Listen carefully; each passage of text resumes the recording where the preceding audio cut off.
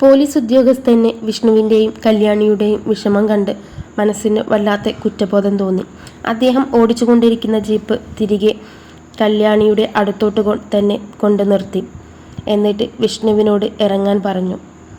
ഇനി നിങ്ങൾ ജീവിക്ക്, നിങ്ങൾക്ക് ഒരുപാട് ജീവിതം ബാക്കിയുണ്ട്. ഇതൊന്ന് ഞാൻ കണ്ണടച്ച് എന്ന് കരുതി ഒന്നും സംഭവിക്കാനില്ല. അപ്പോൾ വിഷ്ണു ചോദിച്ചു, സാർ എനിക്കിത് വിശ്വസിക്കാമോ എന്നും. അദ്ദേഹം ഒരു ചെറുപുഞ്ചിരിയോടെ അദ്ദേഹം തിരിച്ചു മടങ്ങി. വിഷ്ണുവിനെയും കൊണ്ട് കല്യാണി തിരികെ വീട്ടിലെത്തിയപ്പോൾ ആദ്യം എല്ലാവരും അമ്പരന്നു. ആർക്കും വിശ്വസിക്കാനായില്ല.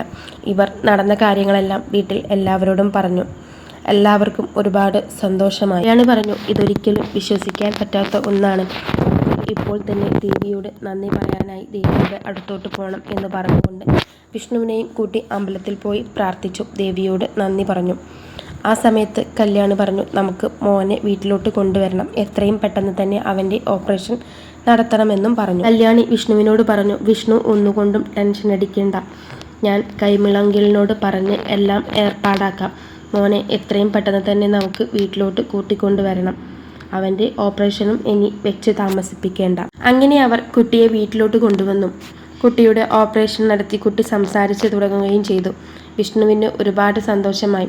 ഒരിക്കലും ഇങ്ങനെയൊന്നും തൻ്റെ ജീവിതമാകുമെന്ന് വിഷ്ണു കരുതിയിട്ടില്ലായിരുന്നു. കല്യാണിയാകട്ടെ വിഷ്ണുവിൻ്റെ മകനെ ഒരുപാട് സ്നേഹിക്കുന്നുണ്ട്.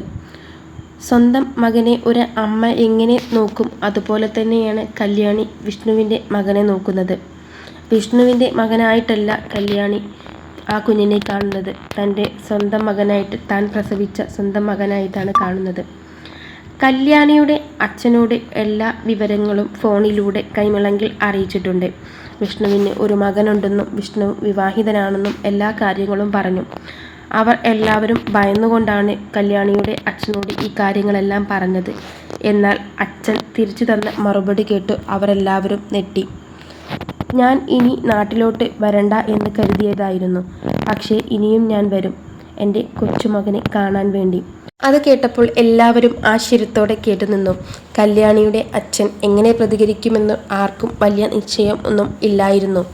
എന്നാൽ ഇന്ന് കല്യാണിയുടെ അച്ഛൻ്റെ വരവിനായി കാത്തു നിൽക്കുകയാണ് എല്ലാവരും. വളരെ സന്തോഷത്തോടു കൂടിയുള്ള ഒരു കാത്തിരിപ്പ്.